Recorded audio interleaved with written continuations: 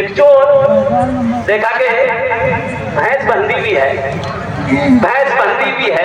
वो दिन में देखता था कि अच्छा आज रात में भैंस चोरी करेंगे। आज अच्छा रात में जब वो आता था तबेले में, भैंस के तबेले में, देखता ये वो भैंस ये क्यों भैंस नहीं, वो लौट के चला जाता था। अच्छा सुबह देखता था सब भैंस मौजूद है। 2-4 दिन आता जाता रहा, आखिर मजबूर होके भैंस वाला से बोला क्यों ये रात में भैंस सब कहाँ बांधते हैं? बोला का है? बोला नहीं पूछते हैं जैसे दिन में यहाँ बांधते हैं, अभी बांधते, रात में कहाँ बांधते हैं? बोला यही, बोला यही है, सच बोले? बोला रे भाई यही बांधते हैं हम। बोला कि यही बांधते हैं हम, देखिए हम सच बता रहे हैं, हम चोर हैं, हम चोरी करने आते हैं आपके भैंस, लेकिन रात में जब आते हैं तो यहाँ कुछ नजर नहीं आता। तो भैंस वाला कहने लगा नादान, रात में जब मैं अपने भैंस के पास से अपने घर में जाता हूँ तो आयतल कुर्सी पढ़कर जाता हूँ, आयतल कुर्सी पढ़कर जाता हूँ, इसलिए भैंस तुम्हें रात में नजर नहीं आती। आयतल कुर्सी कहती है जो मुझे रात में 3 मर्तबा पढ़ ले, सुबह तक मैं उसकी हिफाजत करती रहती। हमने कुरान को पढ़ना छोड़ दिया। आज आलम ये है, हालत ये है, अल्लाह अकबर कबीरा। अभी एक वीडियो देखा तेलंगाना का, तेलंगाना की वीडियो थी वो।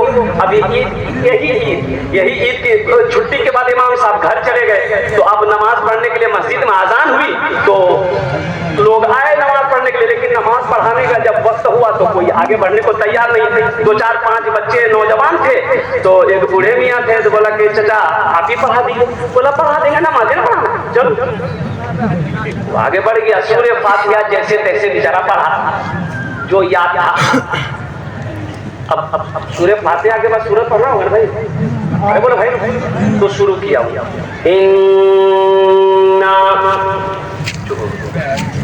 तो पीछे से लुकमा दिया किसी ने, इन्ना अंज़लनाहु फी लैलतिल क़द्र, फिर वो चुप हो गया। इन्ना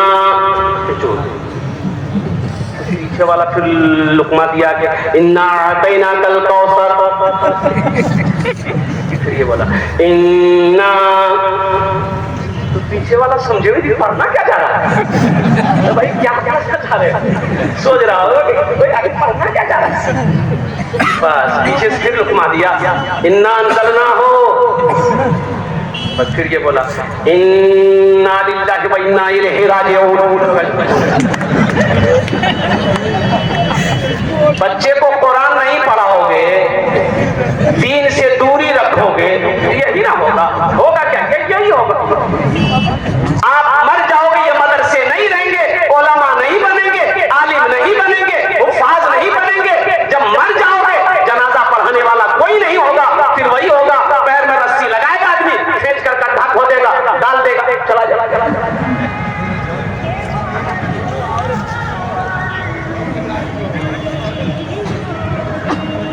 इसलिए हम गुजारिश करेंगे। वो बताया कि अफ्रीका में मस्जिद में इमाम साहब को रखा। अच्छा, जो इमाम साहब मस्जिद के अंदर में इमामत करने आए, अल्लाह अल्लाह अल्लाह, हाफिज कुरान आलिम दीन और बड़े खलीक आलिम। अच्छा, लोगों के दिलों के अंदर में बड़ी मोहब्बत उन्होंने थोड़े दिनों के अंदर जमा। अच्छा अच्छा, हर लोग चाहते थे कि हजरत का खाना एक टाइम हम अपने घर पे खिला। दावतें होने लगी मोहल्ले में, और कुर्बान जाइए। अब हजरत की दावत एक नौजवान ने किया तो हजरत तशरीफ लाए, आए और आपने खाना खाया। खाना खाने के बाद आप तशरीफ ले गए मस्जिद, तो उनकी बीवी जिसने दावत किया था, जो नौजवान, उसकी बीवी रूम के अंदर दाखिल हुई, तो कुछ पैसा जो है ना, वो टाका जो है वो ढूंढ रही। तो शौहर बोला क्या ढूंढ रही? बोला देखिए ना, ये 300 दीनार जो है, टाका 300 टाका यहाँ रखे थे हम, तो रूम के अंदर में कोई आया नहीं, हम हैं, आप हैं, और कोई तो है नहीं। अब तीसरा इमाम साहब आया है, टाका मिल नहीं रहा है। शौहर बोला लगता है हाथ साफ करके। बोला बाप, इसके पीछे तो नमाज कैसे होगी? ये नौजवान इमाम साहब से अब दूरी बना लिया। अच्छा, वक्त गुजरता रहा, रमजान का महीना था और वक्त गुजरते गुजरते 1 साल फिर रमजान आया। सारे मोहल्ले वाले फिर दावत खिला रहे हैं। ये नौजवान अपनी बीवी से बोला कि देखो सब दावत खिला रहा है, 1 साल हो गया, इमाम साहब को हम लोगों ने पूछा नहीं, तो ऐसा करो, जाने उनकी मजबूरी कोई होगी, वो पैसा उठा लिए होंगे, अल्लाह इसका अजर देगा, दावत दे देते। भी बोली ठीक है, दावत दे दिए। हजरत को जाकर ये नौजवान दावत दिया, हजरत दावत में तशरीफ लाए। आज दस्तरखान पे बैठे ये नौजवान कहने लगा, हजरत एक बात पूछे, नाराज तो नहीं होंगे? बोला नहीं, नाराज नहीं हुए। बोला हजरत पिछले साल मैंने आपको दावत दी थी। बोला हाँ, दावत दिए थे, हम तुम्हारे घर पे आए थे। कहा कि हजरत माफी चाहते हैं, माजरत के साथ कहेंगे कि मेरा 300 रुपया था, अगर आपको जरूरत थी तो हमसे मांग लेते। आपने तो इमाम साहब ने बोला कि हाँ, वो पैसा मैंने उठाया है। बोला हजरत यही तो बोल रहे हैं कि जरूरत थी तो हमसे मांग लेते, आपने चोरी क्यों? बोला चोरी? अरे पंखा चल रहा था, वो पैसे पड़े हुए थे। अब जब मैं रूम के अंदर दाखिल हुआ, तुम पंखा चलाकर बाहर चले गए, अब वो पैसे ऐसे पड़े हुए थे, तो पंखे के हवा में वो नोट इधर से उधर हो रहा था, तो मैंने उसको तह करके वो जो कुरान रखा हुआ तुम्हारा, उसके सफे को खोल के मैंने रख दिया। क्या तुमने 1 साल तक कुरान नहीं खोला? बोला नहीं हजरत, कुरान नहीं खोली। बोला कुरान उठाओ। जब कुरान को उठाकर लाया गया, जब उसके जिल्द को, पहले जिल्द को खोला, वो 300 रुपए का नोट पड़ा हुआ था। इमाम साहब की आंखों से आंसू जारी हो गया। कैसा मुसलमान है, साल गुजर गए, अल्लाह का कुरान तेरे घर में पड़ा रहा, कभी तुमने खोल कर नहीं देखे। यही कुरान का हक है, यही कुरान का हक है। आप हक अदा कर रहे हो कुरान का। मेरे बच्चों, नौजवानों, कुरान सिर्फ रखने वाली किताब नहीं है, अल्हम्दुलिल्लाह ये पढ़ने वाली किताब है, ये हिदायत वाली किताब है, ये रहनुमाई वाली किताब है, ये वो किताब है, अल्लाहु अकबर कबीरा, जिस किताब से दुनिया में मोहब्बत करोगे, इनको पढ़ोगे, अमल करोगे और कुर्बान जाओ, ये कुरान आपकी सिफारिश करके जन्नत के अंदर में दाखिल करेगा। माशाअल्लाह, जज़ाकुमुल्लाह खैर। खुद भी कुरान पढ़िए, अपने बच्चों को भी कुरान पढ़ाइए। देखिए, हम ये नहीं कहते कि आप मास्टर, इंजीनियर, प्रोफेसर, वकील मत बनाइए, अल्हम्दुलिल्लाह बनाइए अपने बच्चों को, जरूरत है। अभी वो कह रहे थे मौलाना अब्दुल्लाह कुमर सालिम चतुर्वेदी साहब दामद बरकातहू, कुछ दिन पहले मुलाकात हुई कि हजरत बहुत अफसोस के साथ कहना पड़ रहा है कि आज हमारी कौम में जब जरूरत पड़ी, जब कचहरी में पहुंचे तो अच्छे वकील नहीं मिल रहे। वकील मिलेगा जहां पढ़ेगा तब ना।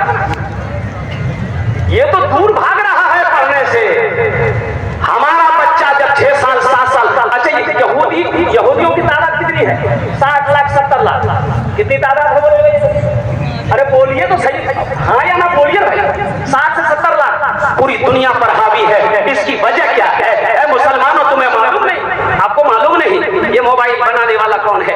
यहूदी है। और कुर्बान जाओ, ये व्हाट्सएप कौन है? ये व्हाट्सएप बनाने वाला कौन है? यहूदी है। फेसबुक का मालिक कौन है? यहूदी है। इंस्टाग्राम का मालिक कौन है? यहूदी है। और फ्रिज बनाने वाली मशीन कौन बनाया? ओ यहूदी बनाते। एरोप्लेन कौन बनाया? यहूदी बनाया। और कुर्बान जाओ, यहाँ तक के लक्स साबुन से नहाते हो और लाइफबॉय साबुन से नहाते हो, ये भी बनाने वाला यहूदी है। और कुर्बान जाओ, अब तो ये है वो जो क्रीम लगाते हो गोरा होने की, fair air hair holder shoulder cream. एक नौजवान बड़ी जोर से लगा रहा था, मैंने कहा क्या लगा रहे? बोला क्रीम का। बोला क्रीम लगा क्या हो? बोला हजरत से गोरा हो जाता है।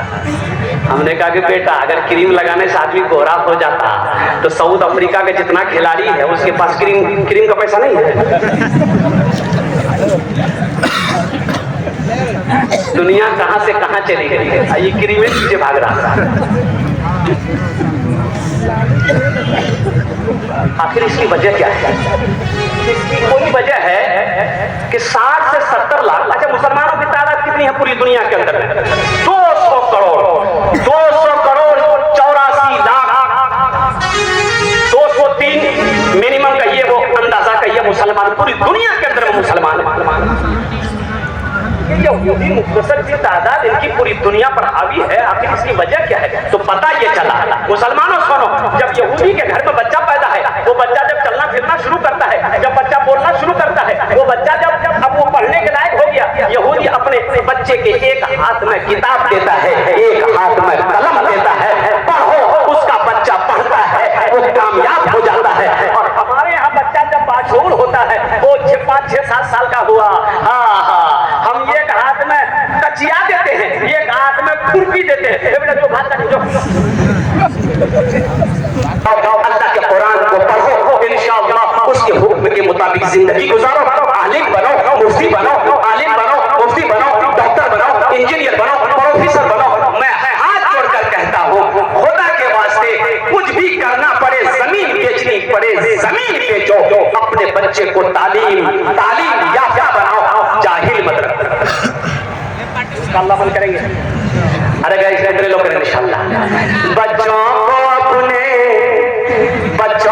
अपने साहिबे ईमान बनाओ, बच्चों को अपने साहिबे ईमान बनाओ, कुरान पढ़ाओ, सरकार की सीरत पे जरा इनको चलाओ,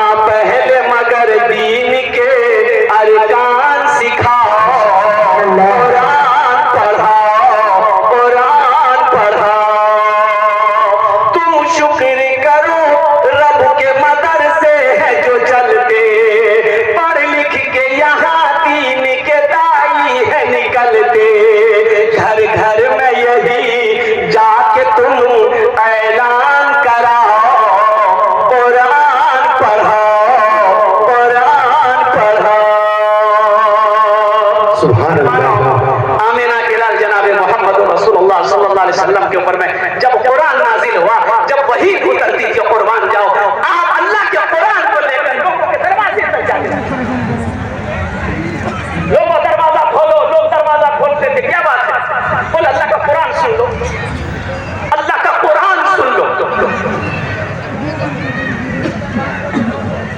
कुछ सुनते थे, कुछ नहीं सुनते थे, और जो सुनते थे और कुर्बान जाओ, वो फिर ला इलाहा इल्लल्लाह मुहम्मदुर रसूलुल्लाह पढ़कर इस्लाम के अंदर दाखिल हो जाते।